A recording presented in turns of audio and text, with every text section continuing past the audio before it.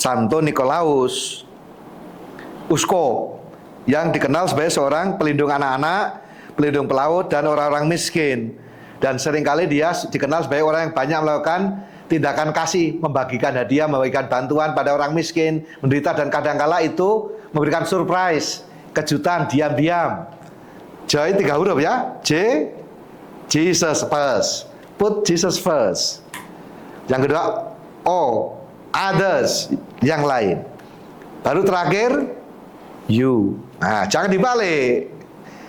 Kalau Anda put Jesus first, put Christ first, and then others, lalu dirimu sendiri, nah, kamu akan mengalami sukacita Natal. Kalau kamu balik, tidak akan mengalami Natal meskipun merayakan.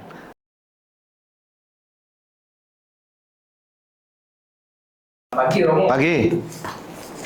Jadi ada pertanyaan nih, Mo, dari Gimana? Instagram. Ya. Nah, sebenarnya kita kan udah mau Natal, Ya. tapi harus nunggu dulu ada masa Advent. Nah, maksudnya gimana tuh masa Advent?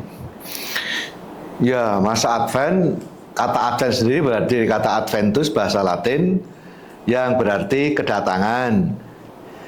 Jadi dalam tradisi gereja Katolik, juga di dalam kita perayaan-perayaan pada umumnya, kan ada hari hanya, ada persiapannya. Nah, kalau kita punya 2 hari besar dalam perayaan liturgi gereja Katolik, yaitu Natal, untuk mempersiapkan itu namanya ada masa Advent, menyiapkan kedatangan Tuhan. Jadi 4 minggu. Lalu nanti ada Adventnya, lalu ada hari rayanya, dan hari setelah itu ada juga setelahnya masa Natal. Polanya begitu. Yang kedua, hari raya berikutnya yang paling besar adalah Paskah. Maka sebelum Paskah ada namanya masa persiapan ke situ, namanya Prapaskah. Kita ada 5 minggu. Terus setelah itu, setelah Paskah ada masa Paskah. Sampai berapa hari? 50 hari. Lalu baru Pantekosta. Jadi itulah dalam gereja Katolik tidak hanya hari hanya yang penting, tapi juga persiapannya dan juga gemanya. Maka kalau kita sekarang pada Natal, ada namanya persiapan 4 minggu, yaitu 4 minggu namanya masa Advent. Setelah itu Natal, dan masih ada lagi nanti oktav Natal, sampai akhirnya masa Natal berakhir pada pesta pembaptisan Tuhan. Nah, itu rangkaian. Itu saya kira dalam banyak hal yang sama kan, kita mau ada acara kan nggak langsung ujuk-ujuk, tiba-tiba hariannya. Kan ada persiapannya, dan setelah itu ada mungkin masih ada merayakan syukuran setelahnya gitu loh. Jadi itu saya kira dalam pola hari raya gereja liturgis maupun juga dalam peristiwa kita sehari-hari. Orang nganten kan tiba-tiba nganten hari hanya. Ada persiapannya. Nah itu. Juga kalau sekarang ada SEA Games, mesti ada juga persiapannya. Ada bahkan countdown, hitung mundur. Nah, tradisi itu juga dalam gereja Katolik. Maka sebelum Natal kita mengadakan masa Advent yang adalah juga minggu Advent pertama adalah tahun baru liturgi gereja. Dimulai pada minggu pertama Advent, bukan 1 Januari. Supaya kita tahu liturgi gereja, kalender liturgi. Lalu 4 minggu. Dan 4 minggu itu ditandai dengan apa? Biasanya ada Corona Advent. Dan kita menyalakan 4 lilin, menandai tiap minggu. Dan tiap minggu itu ada yang namanya temanya. Lilin pertama itu lilin harapan, hopes. Lilin kedua adalah lilin damai. Lilin ketiga warnanya berbeda. Kalau yang ungu, yang ketiga adalah rose atau pink. Lilin sukacita, joy. Dan lilin keempat berarti adalah lilin kasih atau love. Jadi itu tiap minggu dinyalakan bertahap, sehingga menggambarkan apa? Kita itu makin dekat dengan peristiwanya. Jadi itu cara mempersiapkan diri. Dan tentu saja kedatangan Tuhan pertama-tama secara liturgis adalah hari raya Natal. Tapi kedatangan juga ada yang nanti kelak, itu namanya parusia, akhir zaman. Kedatangan Kristus kembali dalam kemuliaannya, itu bahasa populernya apa? Kiamat. Ya nanti kedatangan masih nanti. Tapi yang secara pendek adalah kita mempersiapkan kedatangan Tuhan di dalam hari raya Natal. Kedatangan Tuhan pertama lahir di dunia ini, Sang Sabda menjadi manusia dan tinggal di antara kita. Kalau dalam istilah Paus Fransiskus, kedatangan Tuhan itu peristiwa lampau, yaitu yang kita rayakan dalam peristiwa Natal 2000 tahun yang lalu. Dan ada juga kedatangan Tuhan peristiwa yang akan datang, itulah parousia, kedatangan kembali. Dan juga kedatangan Tuhan hari ini, present time, sekarang ini, di sini, di tempat ini. Kapan saja Tuhan bisa datang kalau kita membuka diri ke hadiratnya. Itu mengenai kenapa dalam gereja Katolik selalu dipersiapkan. Dan itu juga untuk anak-anak, itu juga sebagai tanda. 1, 2, 3, 4, jadi sudah dekat. Karena kalau begitu sudah merayakan Advent, Minggu Advent keempat, itu tinggal beberapa hari kita merayakan Natal. Jadi itu juga untuk anak-anak kecil, orang sederhana bisa menjadi penanda, oh kita sudah makin dekat. Harapannya makin terang hidup kita, begitu. Nah, juga di dalam masa Advent, kita tadi Advent yang ketiga, secara khusus disebut Minggu Gaudete, Minggu Sukacita. Maka kalau dalam liturgi biasanya warnanya ungu, Advent, maka pada Minggu Advent ketiga, yang adalah Minggu Gaudete, Minggu Sukacita. Maka warnanya sedikit berbeda, yaitu warna merah muda atau rose. Nah, bisa kita lihat di sini misalnya, ini ya, dalam kasulanya juga menyesuaikan sama.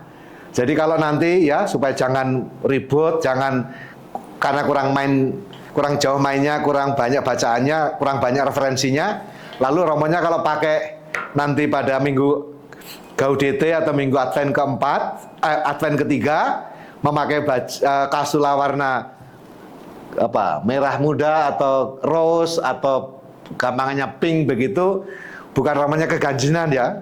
Jadi jangan kalau nanti udah ribut, padahal Anda kurang banyak bacaannya, kurang banyak referensinya, kurang jauh mainnya gitu loh. Nanti kalau romonya jangan itu benar. Yang sekarang udah mulai dikenal, tapi sebelumnya agak dianggap aneh. Romonya kok aneh pakai kasula warna pink. Maka dalam gereja Katolik warna rose atau pink ini, merah muda ini dipakai hanya 2 kali dalam Minggu ketiga Advent, Minggu Gaudete, dan Minggu keempat dalam masa Prapaskah, yaitu Minggu Exsultate. Jadi 2 kali itu kesempatan itu. Itu berarti bahwa Minggu itu plus sama Minggu itu boleh dipakai. Nah ini warna-warnanya ya. Jadi menggambarkan apa? Sukacita. Ungunya sudah mulai menuju putih, menuju gold, menuju kuning. Jadi itulah menggambarkan sukacita, dan di situ suasana umum bacaannya adalah sukacita. Nah, secara khusus ya, nanti bisa dilihat kalau papanya sudah dipasang ya. Dalam masa Advent ini ada masa khusus lagi, yaitu 7 hari sebelumnya. Kita tahu dalam banyak kesempatan event-event penting biasanya ada apa? Hitung mundur, countdown, itu. Nah, dalam gereja ada. Itu yang dinamakan mulai tanggal 17 sampai 23. Itu namanya antifon O. Karena disebutlah sebut O dalam ibadat antifon ibadat sore maupun antifon dalam aklamasi bait pengantar Injil disebut O. O menyambut tentang yang namanya gelar-gelar Yesus. Itu mulai, kalau Anda bisa di close up, itu mulai dari tanggal 17 Desember itu S, O sapientia, kebijaksanaan. Lalu 18 A, Adonai, Tuhan. Lalu 19 O radik Yese, Akara tunggul Isai. Lalu klavis David, kunci kerajaan Daud. Lalu O 21 Oriens, matahari sang fajar baru.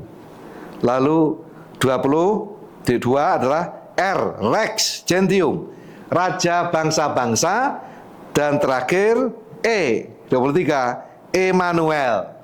Kalau dibuka semua akan berbunyi Erokras. Aku akan datang segera. Aku akan datang besok. Maka 24 kita sudah memasuki yang namanya malam Natal. Jadi begitu dalam gereja Katolik ada tradisi yang bagus untuk menyiapkan hati kita, sehingga dengan demikian persiapannya makin baik. Jadi tradisi countdown ada dalam gereja Katolik. Jadi Anda kadang-kadang nggak tahu aja gitu ya. Maka saya kasih tahu bahwa ada itu kalau dilakukan. Itu adalah sapaan terhadap gelar-gelar Yesus yang kita nantikan bersama itu. Begitu mengenai Advent ya. Jadi Advent saya kira banyak hal bisa kita dalami, banyak hal kita gali kembali.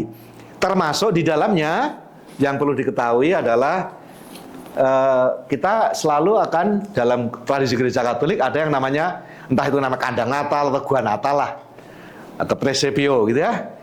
Jadi itu juga ada urutannya sebenarnya.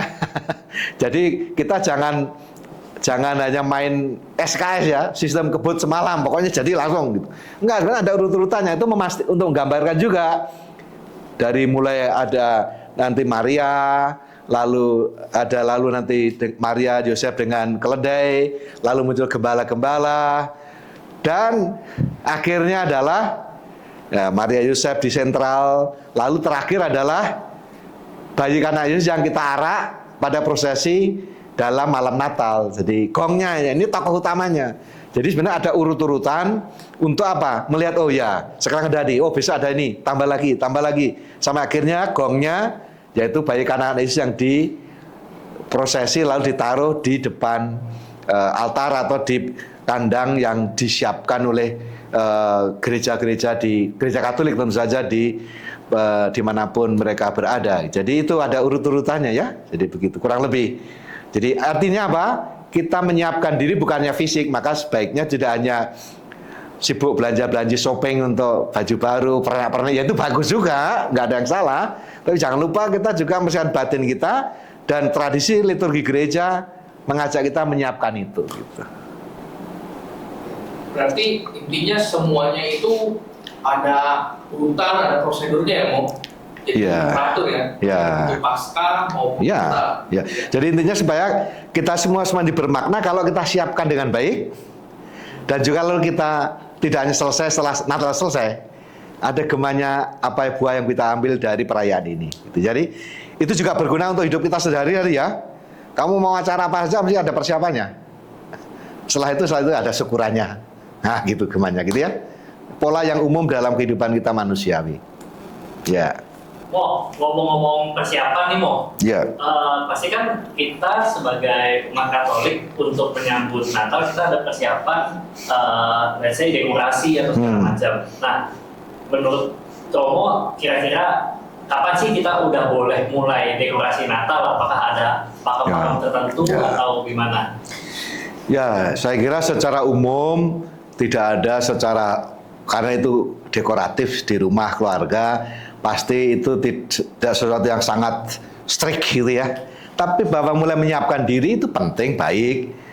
Dalam tradisi yang kita lihat adalah beberapa tempat, beberapa negara, juga termasuk di Basilika Lapangan Santo Petrus, itu kan pasang pohon Natal besar sekali, raksasa, diambil dari beberapa tempat sumbangan lalu dia hias. Atau juga dimasang yang namanya, saya kira itu tradisi itu saya kira sejak Paus Yohanes Paulus II kalau tidak salah. Itu lalu dipasang juga namanya ya palungan dengan hiasan Natal dalam tradisi banyak bangsa gitu ya. Nah, biasanya di situ ngambil waktunya satu, ada perayaan besar dalam gereja yaitu tanggal 8 Desember. Itu adalah hari raya Maria Immaculata. Maria dikandung tanpa noda dosa. Biasanya itu orang mulai, atau juga pada tanggal 13 Desember itu pesta Santa Lucia. Lucia berarti lucis, cahaya.